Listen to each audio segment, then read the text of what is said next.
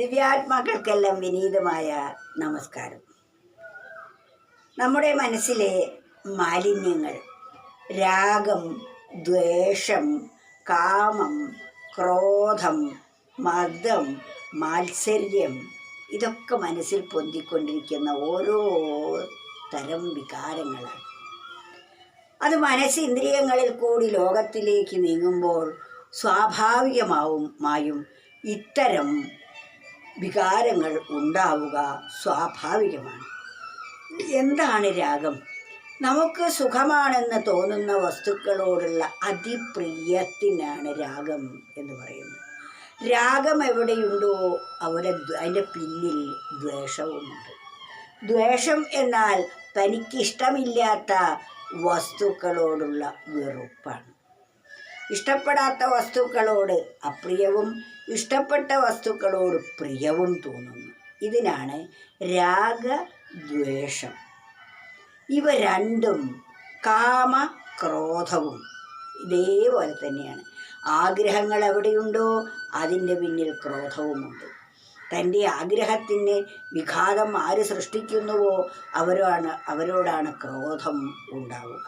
അതുകൊണ്ടാണ് കാമക്രോധം, രാഗദ്വേഷം, തെറ്റ് ശരി, വിധി നിഷേധം, അതുപോലെ ഇഷ്ടം അനിഷ്ടം ഇതൊക്കെ മനസ്സിനെ ഓരോ നിമിഷങ്ങളിൽ പൊന്തിക്കൊണ്ടിരിക്കുന്ന വൈവിധ്യ വികാരങ്ങളാണ്. ഈ വികാരങ്ങളെയൊക്കെ നാം കണ്ടറിഞ്ഞ് ഇതിനെയൊക്കെ നിയന്ത്രണ വിധേയം ആക്കുകയാണ് വേണ്ടത്. വാസ്തവത്തിൽ ഇവിടെ ഇഷ്ടപ്പെടുകയോ വെറുക്കുകയോ ചെയ്യേണ്ടതായിട്ട് അല്ല ഒന്നും തന്നെ. എല്ലാത്തിനെയും അന്തര്യാമിയായിരിക്കുന്ന ആ പരമ്പൊരുളാണ് ചേതനയുള്ളതാക്കി തീർക്കുന്നത്. അതിനാൽ ഒന്നിനോട് ഇഷ്ടവും മറ്റൊന്നിനോട് അനിഷ്ടവും തോന്നുന്നത് അജ്ഞത കൊണ്ടാണ്. എന്നാൽ നമ്മൾ ആത്മജ്ഞാനം നമ്മളിൽ ഉദയം ചെയ്യാൻ തുടങ്ങിയാൽ ഇഷ്ടാനിഷ്ടങ്ങൾ ഇല്ലാതെയാകും. ചിലതിനോടിഷ്ടം, ചിലതിനോട് അനിഷ്ടം. കാരണം ഈ പ്രപഞ്ചത്തിലെ സർവ്വ വസ്തുക്കളും ആ ഈശ്വരൻ്റെ തന്നെ പരിണാമമായിട്ടുള്ള അവസ്ഥാവിശേഷമാണ്. ഇതുപോലെ നീരാവി പരിണമിച്ച് ഐസായി മാറുന്നത് പോലെ ഐസായി മാറിക്കഴിയുമ്പോൾ അവയ്ക്ക് പെട്ടെന്ന് രൂപാന്തരം വരുന്നു. നാം ഐസിനെ വിശ്വസിച്ചാൽ അത് കണ്ണടച്ച് തുറക്കുമ്പോഴേക്കും അപ്രത്യക്ഷമാകുന്നു. അതുപോലെ നിർഗുണവും നിരാകാരവും സർവജ്ഞനും സർവവ്യാപിയുമായിരിക്കുന്ന ആ പരമ്പൊരുൾ ആണ് ഒരു വൈവിധ്യമാർന്ന അതിൻ്റെ പരിണാമമാണ് ഈ ജഗത് പദാർത്ഥങ്ങൾ എല്ലാം തന്നെ. ഇവയിൽ നാം പരിപൂർണമായും വിശ്വാസമർപ്പിച്ചാൽ ഇവയ്ക്ക് നമ്മെ രക്ഷിക്കാനോ ഇവയ്ക്ക് നമ്മെ സുഖിപ്പിക്കാനോ സാധിക്കുകയില്ല. കാരണം അവ സുഖസ്വരൂപങ്ങളല്ല എന്നത് തന്നെ. അവ ദുഃഖസ്വരൂപവും അല്ല. സുഖദുഃഖങ്ങൾ അവയിൽ നിന്നല്ല ഉണ്ടാകുന്നത്. അവയോടടുക്കുന്ന മനസ്സിൻ്റെ വൈകാരികമായ തലങ്ങളാണ് സുഖദുഃഖാദികൾ. അത് നമ്മുടെ ആ വ്യവഹാരത്തിൽ വരുന്ന മാറ്റങ്ങൾ മാത്രമാണ്. അവയെ നമ്മൾ ജയിക്കുമ്പോൾ, ആ ഇഷ്ടാനിഷ്ടങ്ങൾ മനസ്സിൽ നിന്ന് പോകുമ്പോൾ ഇവിടെയെല്ലാം വസ്തുക്കൾ മാത്രമേയുള്ളൂ. അതുകൊണ്ട് നാം എന്ത് ചെയ്യണം? രാഗദ്വേഷത്തീ കെടുക്കാൻ മനം സ്നേഹതീർത്ഥത്തിൽ കുതിർക്കൂ. ലോകജേതാക്കളാം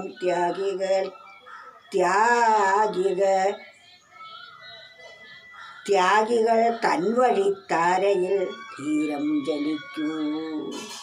എത്ര വലിയ സുഭാഷിത രത്നമാണിത്. രാഗദ്വേഷത്തീ കെടുക്കാൻ. രാഗവും ദ്വേഷവും അഗ്നി പോലെയാണ് നമ്മെ ദഹിപ്പിച്ചു കൊണ്ടിരിക്കുന്നതാണ്. രാഗദ്വേഷത്തീ കെടുക്കാൻ. രാഗദ്വേഷമാകുന്ന തീയെ കെടുക്കാൻ നമ്മൾ എന്ത് ചെയ്യണം? മനം, നമ്മുടെ മനസ്സ് സ്നേഹതീർത്ഥത്തിൽ കുതിർക്കൂ.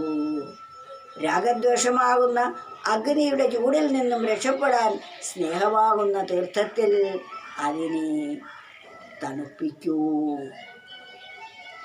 ലോകജേതാക്കളാം ത്യാഗികൾ തൻ വഴി.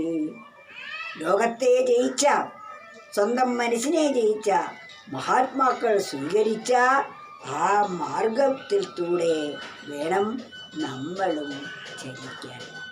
മഹാത്മാക്കളുടെ പാദങ്ങളെ പിന്തുടർന്നുകൊണ്ട് പോയാൽ നമുക്കൊരിക്കലും പതനം ഉണ്ടാവുകയില്ല. അതിനാൽ ലോകജ്വേതാക്കൾ എന്ന് പറഞ്ഞാൽ ലോകത്തെ അലക്സാണ്ടറെ പോലെ യുദ്ധം ചെയ്ത് ജയിക്കുകയല്ല, സ്വന്തം മനസ്സിനെ ജയിച്ചവർ, രാഗദ്വേഷാദികൾ ഇല്ലാതെയാക്കിയവർ, അങ്ങനെയുള്ളവരാണ് ലോകജ്വേതാക്കൾ. രാഗദ്വേഷത്തീ കെടുക്കാൻ മനം സ്നേഹതീർത്ഥത്തിൽ കുതിർക്കൂ, ലോകജ്വേതാക്കളാം ത്യാഗികൾ തൻ വഴി താരയിൽ ധീരം ചരിക്കൂ. അങ്ങനെ മഹത്തുക്കൾ സഞ്ചരിച്ച ആ വഴിത്താരയിലൂടെ ധീരമായി സഞ്ചരിക്കൂ. അപ്പോൾ നമുക്ക് ആ പരമപദത്തിൽ എത്തിച്ചേരാൻ സാധിക്കും. അതാണ് നമ്മുടെ ഓരോരുത്തരുടെയും ജീവിതത്തിൻ്റെ പരമമായ ലക്ഷ്യം. ആ ലക്ഷ്യപ്രാപ്തിക്ക് വേണ്ടി ആയിരിക്കണം നാം ഓരോ സെക്കൻഡും വിനിയോഗിക്കേണ്ടത്. അപ്പോൾ മാത്രമേ നമ്മുടെ ജീവിതം സാർത്ഥകമായി തീരുകയുള്ളൂ. രാഗദ്വേഷത്തീ കെടുക്കാൻ മനം സ്നേഹതീർത്ഥത്തിൽ കുതിർക്കൂ, ലോകജേതാക്കളാം ത്യാഗികൾ തൻ വഴി താരയിൽ ധീരം ചരിക്കൂ.